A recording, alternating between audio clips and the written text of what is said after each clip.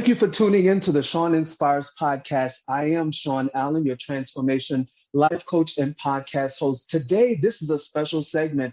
I have an amazing vessel, a woman who's doing some great things in the realm of coaching and training speakers. I have sitting in with me today. She's in California, guys, as opposed to New York. She's in California and I'm here in Atlanta. So we have the East and the West Coast linking up to do some great work and to empower the listening audience. I have with me today Tiana Louise. Tiana, welcome to the Sean Inspires podcast. Thank you so much for having me. It's a pleasure to be here. So glad to have you. So I'm going to read your bio just to give the audience a little bit more information about who you are and the work that you're doing. So here she is, guys. Tiana Louise, she comes to us with vast experience as a respected television and radio news reporter, producer, and writer telling stories all over the country for major networks. Tiana Louise has the expertise to teach audiences the true art of communication, making her an engaging, stimulating powerhouse interview. Transformational keynote speaker, Tiana Louise works with individuals, corporations, and audiences to amplify their communication, connection, and confidence so that they can have a positive and influential impact on the world. With 7 years in PR and marketing, helping businesses and nonprofits to create and share their impact stories, she delivers value as a strategist and coach, helping others to authentically engage for powerful outcomes. Tiana Louise believes effective, authentic, and engaging communication is a learnable skill and that everyone on earth has a story worth sharing. Her book, Speaking Inside Out, will be available this year in 2022. So we've heard all of the great things. I'm excited about this book, Inside Out. So welcome again, Tiana. Thank you for your time. I wanted to bring you on because this segment is geared toward Mother's Day and honor and recognition of Mother's Day. And as the transformational life coach and trainer that you are, I know that mothers all across the globe go through so many things in life. And as a gift from the Sean Inspires podcast family, I wanted you to come on and share with the audience today. So welcome again. And we're just going to dive right in. We're just going to dive right into the interview. So if you could share, how did you actually get started specifically in the area of transformational life coaching work? Yeah, thank you so much for the question, Sean. And thank you for the introduction. Listening to my own bio, I'm like, wow, that's really mean. My entry into transformation was through a lot of trial and tribulation into my own life. I definitely did not start out with the intent of being a coach. I started out intending to transform my own life. 2016, I was a super mom. I was a super wife. I was a super employee, and I was super unhappy. I was working 60, 70 plus hours a week, trying to make ends meet in the Bay Area, right? It's a very expensive place to live. I was in a marriage that was pretty rocky that I knew I needed to get out of. And I was trapped inside of a career that was no longer fulfilling to me. At least I felt trapped and I had no idea how to get out, even though I wanted to get out. And everything seemed to come crumbling down as the result of a tumultuous situation with my teenage daughter. I'm the mother of 4 children. And at that time, I had my 17-year-old daughter. I had twin sons who were about 8 or 9 years old at the time, and a 3-year-old. And my teenager and I, we got into this huge fight, and, it just shifted everything in our household. She went to live with her father and whatnot. And for me, despite everything that I had been going through, my children were the thing that they were the glue. They were the only thing that was holding me together. And when things in my life started shifting,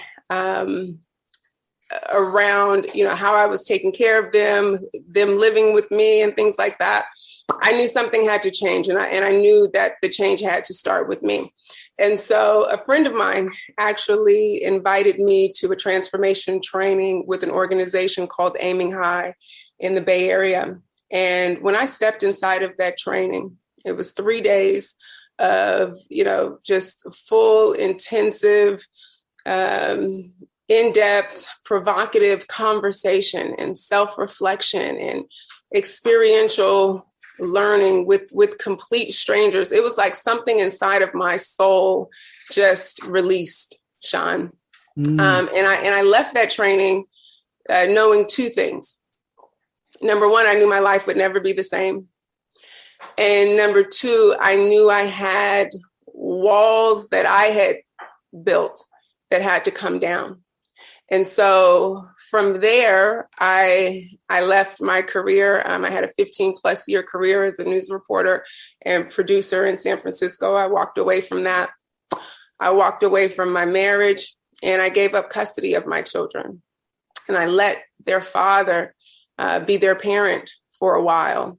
And I worked on me. And through that process, I began not only doing my own transformational work, but, after a few years, found out that, there was nothing more aligned with me and what I was passionate about than sharing the gift of transformation with other people. And so I started my own coaching and consulting business that way. And for a while, it operated as, I had two businesses. I had like a life coaching business, and then I had a marketing, coaching, PR consulting firm. And last year, I actually bridged those businesses. And now I take transformation inside of companies, organizations, schools, and things like that. Amazing. So I heard you were balancing, and this is perfect segue into where I want to go next with the next question. You were balancing so much at such a pivotal time in your life. And we have mothers that are listening in the audience, and I applaud you for first taking the step to acknowledge and recognize you needed to do some more work on you so that you could be the best mother first to your children and then be the best person to you. So I applaud you, high five through the airwaves for taking, that's a very bold step. And so we have mothers all across the globe listening today who have many different hats. You're a mom and you have 4 kids. You look amazing to have 4 kids. They manage so many different aspects of their lives. And if you could share a little bit of knowledge, what are some healthy boundaries that could kind of help the mom who's out there, the mothers who are out there trying to balance it all and be great as they are mothers, and some may be leaders and entrepreneurs as yourself? What are some healthy boundaries that they could possibly put in place to embark upon a journey of transformation? Wow. You know what? Thank you for the question. I'm going to take a moment because this is some emotion came up for me just now, just listening to you talk and me going back and thinking about that time in my life and all that I was doing. And this is actually the first time that I've shared this story in a public setting in this way. And I think it's such an important conversation to have, because if you would have asked me back then, hey, or if you would have even said to me, hey, are you a people pleaser? I would have told you, heck no, I'm not a people pleaser. But I didn't realize that I had so much programming. I had so many beliefs around what mothers should be, particularly a Black mother like me, particularly a Black mother raising children in an urban community. And I put so much pressure on myself, even though I was working, a very demanding schedule. I was like, my children are, they're going to eat a certain way. They're going to look a certain way. They're going to have a certain level of education. They're going to have the activities. And guess what? I'm not going to be the absent parent. I'm going to be the person that even if I get off work at 4 or 5 o'clock in the morning, guess what? I'm up to get them to school. Guess what? I'm going to be at the practice after school. And before I knew it, I had created a life that was revolved around everything and everyone but me. And I also had to admit and acknowledge, I would say, that a lot of the things that I had created for my children, they hadn't even asked for. And when I sat and looked at that, they hadn't even asked for it. These were things that, I had created based on the belief that I had around who we should be and who they should be. And in hindsight, what I would say to anyone going through something like this right now is, number one, you got to get really clear on what the intentions are and what the resulting impact is, right? Because that was something that I wasn't really considering. I was just focused on the fact that I'm just being a good mom. I want good things for my kids. I want good things for my family. I want good things for myself. All great intentions, but at what cost? What was the resulting impact?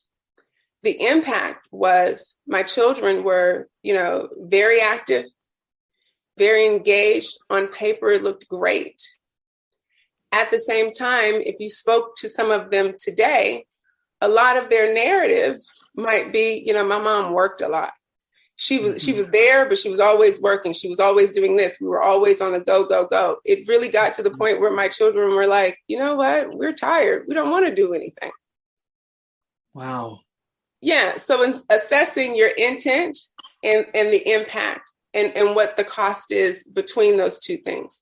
And if it's worth it for you, great. If it's working for you, great. I'm not here to tell you to take your kids out of dance or take them out of the piano lessons or things like that. I'm just saying, look at intent, impact, what the cost is, and how much of you, right, is going into it. I would also say lean into support. What I can say is, I had a support system, and I look back now, I don't even know how I would have been able to do a lot of the things that I did, work the way that I did, have my kids involved in so much, particularly in the Bay Area, without a support system. My mom was a great support to me. My husband at the time was a support with the kids. And in hindsight, I would have strategically leaned into that support system in another way, not just, hey, can you do this for the kids? Can you do that? But actually inside of creating connection and community with them so that we could together plan and support the kids. I was kind of a one-woman show. I had the plan, I laid it out, and I just needed soldiers to carry it out. And sometimes as busy moms and bosses, right? Let's not get it twisted. We are bosses. We can, right? We can go into that get her done mode, just get her done attitude, and kind of clear a pathway that makes it hard for other people to communicate, offer input, and support us in ways that we may not even know that we need. Absolutely. I love how you shared lean into the support in a different way. And I think oftentimes when we have, as you mentioned, support systems, we don't have the correct assessment of what that support system looks like. And so I love how you expanded that and related it in such a way that now the moms that are listening and women that are listening who are bosses and managing it all, it's now time as we move into, almost the second half of the year, it's time to lean into your support system in a different way. If you could, Tiana, share with the listening audience, what is one of the highest joys that you receive from working with your clients? What is that joy like for you, and what is it? That is a very interesting question, and it's. I don't know if I can even put it into words. The experience that I have when I work with my clients, and supporting them in getting their own breakthroughs and getting their own results, I could compare it to the joy of birthing a child. You've been in this process where, you know, your body's changing, you have this being growing inside of you. There's a lot of hope and joy